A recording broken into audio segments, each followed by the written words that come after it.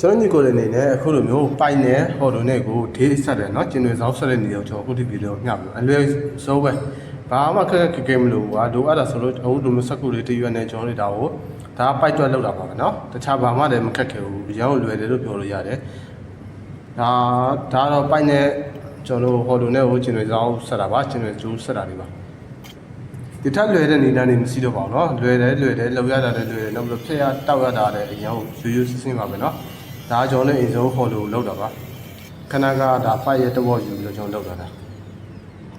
โอเคဒါဆိုရင်ဒါဟော်လို့ကိစ္စပြီးပြီဟော်လို့ပြီးရင်ပိုက်တယ်ကြတော့ကျွန်တော်တို့ဒီကောင်ပိုက်ကိုခဏတဝက်ခွဲထားတာတွေယူပြီးတော့ကျွန်တော်ပိုက်ကိုတဝက်ခွဲတာပါเนาะ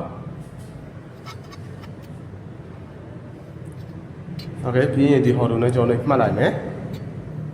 ဟော်လို့နဲ့မှတ်ပြီးရင်ဒါခဏတဝက်ထိပဲသွားမယ်เนาะခဏကကျွန်တော်ပြလို့တဝက်ထိပဲသွားသူကချင်းနေဆောင်ဖြစ်အတွက်ဒါတဝက်ထိပဲသွားမယ်တဝက်ထိသွားပြီးရင်ဒါရပြီ